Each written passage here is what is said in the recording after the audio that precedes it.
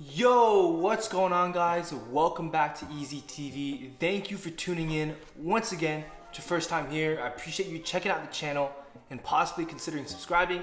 And for all of you, if you take half a second, go down and smash that thumbs up button. It would be greatly appreciated. Now, I actually just filmed like half of this video. Most frustrating thing, I actually just filmed half of this video, and next thing I know, I realized the camera just wasn't recording at one point. It just stopped. So unfortunately, you missed my real first impressions and my actual unboxing here. But again, I don't really fake that stuff to do it over again, so it is what it is. But one quick thing I do want to mention from the unboxing process is the fact that at least usually the past few times I've ordered from sneakers, I don't get wrapping paper in my box, and I'm assuming because this is a collab, they just put wrapping paper in the box, in the shipping box itself. This is not the wrapping paper from inside the shoe box. So just wanted to mention that. I snagged these off of Sneakers, so they just arrived and we're gonna take a look at them. But also the other thing I just noticed is I'm wearing green flannel top and I've got this, black and red flannel background. So kind of weird, but I guess, winter vibes. So as far as the box goes, we have it in this, I think they're calling it like a terracotta blush color here all across. And the only details apart from this monochrome colored box are this gold Jordan logo with CLOT detail there. We have the CLOT logo with a couple other branding details as well. That's the only branding on the box. When you open it up, just like this, white, plain white shipping paper. Always like having a special box. It's always cool, especially if you're gonna get a collab going. I think it's really cool. We take a look at the tag, Jordan 14 Low SP and sepia stone, and I think it's that terracotta blush color. Yeah, terracotta blush, whatever. On Sneakers, they called it the Jordan 14 Low X CLOT Terracotta, so that is the name I am rolling with. Some other places are calling this the Terra Blush, and I understand why, because it's in the colorway, it's in the color code, like it's on the box. I just have a pet peeve with all these names for shoes. If Nike Sneakers has the shoe as a name, that's what I'm going with, right?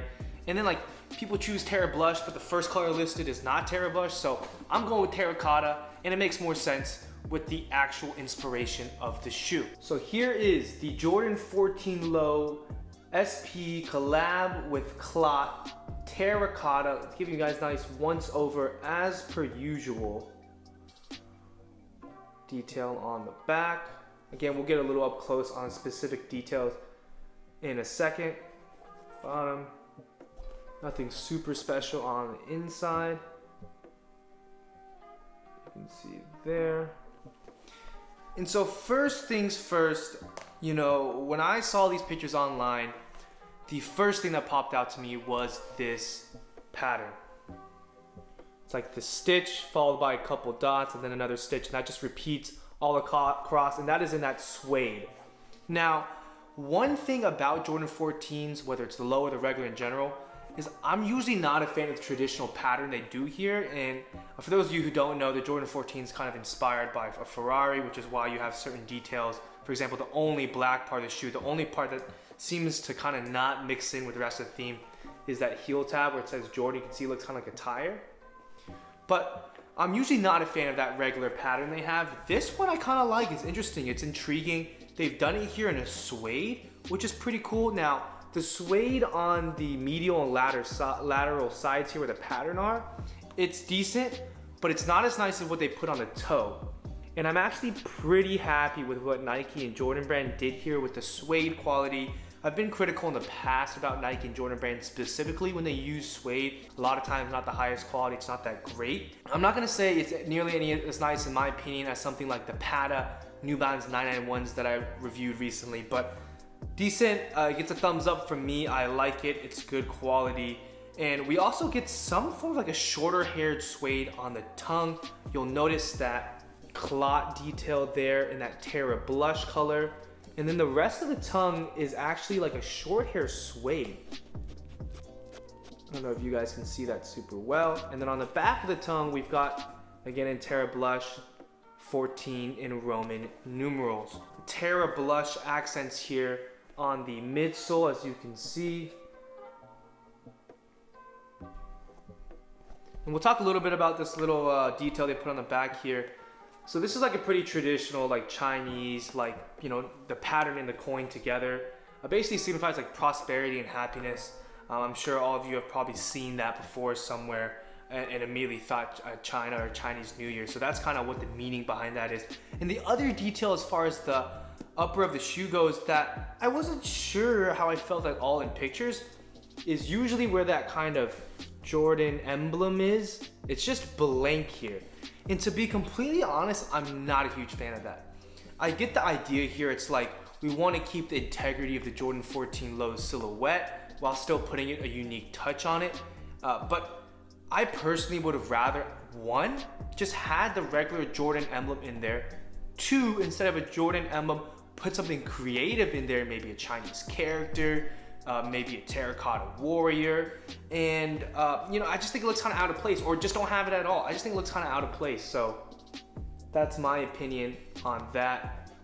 Take a look at the sole, 14 there in Roman numerals. Even see a little extra detail there as well. Again, more inspiration from the Ferrari. You know, it's been at least 5 years since I've had a Jordan 14 in my hand. This is probably the first or second time I've had a 14 Low in my hand. And one thing I like about this model is I'm actually a big fan of these triple eye holes at the top. I saw a couple of pictures of this specific colorway with all three laced, and I thought it looked pretty cool. Other quick thing I want to mention, see, they included a card in the box, again, keeping that same gold branding we saw from the outer of the box.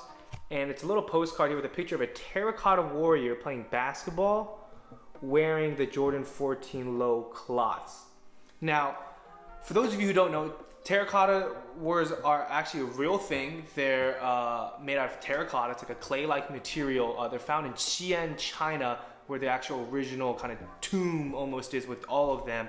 And I thought I'd show you guys for reference. Here's a replica. Obviously this isn't real. Here's a replica terracotta warrior. This is so old, I don't even know where this is from. This is obviously not real, and in real life they're actually way bigger. I'm sure for those of you who do know about a terracotta warrior, they tend to look pretty mute colored like this, right? They look pretty like earthy and stuff. But actually, when they originally, you know, are dug up and when they originally put in the ground, they actually had some color on them. But when it hits the air, I guess it kind of oxidizes and that color quickly goes away after not too long. I don't remember the exact amount of time. So for those of you who are saying, yo, this is supposed to be inspired by a terracotta warrior, but why is there like a blushy color? That's actually all not that far off, because they actually did have color on them when they originally were put in. It's just because of the oxidation. That is the quick overview here of the Jordan 14 Low clot in a terracotta colorway. Definitely happy with the execution. I guess, again, that little emblem there, or the lack thereof, is just really throwing me off. As far as hold or sell goes, I'm really just gonna be holding these. Again, I'll pop up that picture of the StockX kind of bid-ask spread right now, but this is really just gonna be a hold. From what I kind of saw on release day, they weren't super hard to get, but they also weren't like super GRs. I think we saw, again, as per usual, that post-release kind of dip, and as people start receiving them again, we see prices dip a little bit.